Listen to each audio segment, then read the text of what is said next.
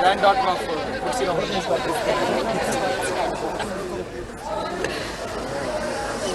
She is my wife sir. ఈ 3 నెలలు 4 నెలలు నాతో పాటు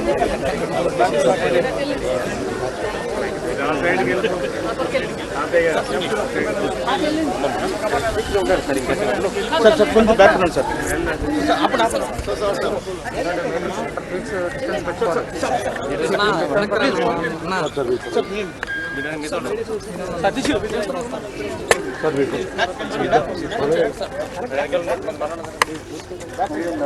జోహార్ అమరజీవి పొట్టి శ్రీరాములు గారు, జోహార్ అమరజీవి పొట్టి శ్రీరాములు గారు, జోహార్ అమరజీవి పొట్టి శ్రీరాములు గారు. బ్యాక్ రండి, కొంచెం బ్యాక్ రండి సార్. కొంచెం back, all of you please. Photographer back వెళ్ళాలి, ఫోటోగ్రాఫర్ బ్యాక్ వెళ్ళాలి అన్న. బ్యాక్ రండి అన్న, వస్తుంది అన్న.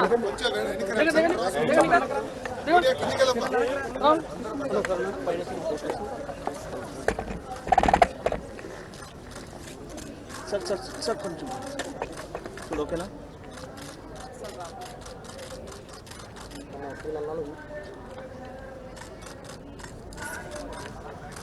Okay sir. సార్ జైలు ఏమన్నా లేను, జైలు ఏమన్నా సీన్ వెళ్ళిపో.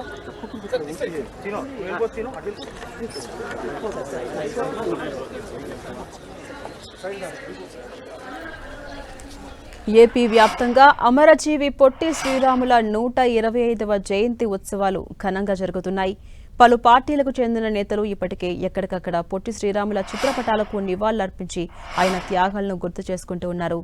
ఇక తెలుగు జాతి ఆత్మ గౌరవం కోసం ప్రాణత్యాగం చేసిన అమరజీవి పొట్టి శ్రీరాములు 125వ జయంతిని పురస్కరించుకుని అమరావతిలో ఏర్పాటు చేసిన భారీ విగ్రహాన్ని సీఎం చంద్రబాబు ఆవిష్కరిస్తూ ఉన్నారు. అమరావతిలోని శాఖమూరు పార్క్ దగ్గర ఏర్పాటు చేసిన 58 అడుగుల పొట్టి శ్రీరాముల కాంస్య విగ్రహాన్ని సీఎం చంద్రబాబు ఆవిష్కరించారు. అమరజీవి త్యాగానికి స్ఫూర్తిగా ఈ భారీ విగ్రహాన్ని ఏర్పాటు చేశారు. తెలుగు ప్రజలకు ప్రత్యేక రాష్ట్రం కావాలంటూ పొట్టి శ్రీరాములు 58 రోజుల పాటు ఆమరణ నిరాహార దీక్ష చేసి ప్రాణాలర్పించారు. అయితే ఆయన త్యాగానికి ప్రతీకగా 58 అడుగుల ఎత్తుతో ఈ విగ్రహాన్ని తీర్చిదిద్దారు. 150 కోట్ల అంచనా వ్యయంతో 6.8 ఎకరాల విస్తీర్ణంలో ఈ పొట్టి శ్రీరాముల స్మృతివనం ప్రాజెక్టులో భాగంగా మొదటి దశ పనులు పూర్తయ్యాయి. పొట్టి శ్రీరాములు మెమోరియల్ ట్రస్ట్ కేవలం 6 నెలల రికార్డు సమయంలోనే ఈ భారీ విగ్రహ నిర్మాణాన్ని పూర్తి చేసింది. ఈ విగ్రహం తయారీకి 26 టన్నుల కాంస్యం, 42 టన్నుల ఐరన్ స్ట్రక్చర్ను వినియోగించారు. ఇక ప్రాజెక్టులో భాగంగా రెండో దశలో ఇక్కడ ఒక museum, photo gallery, auditorium, skill development centre వంటివి నిర్మించబోతున్నారు.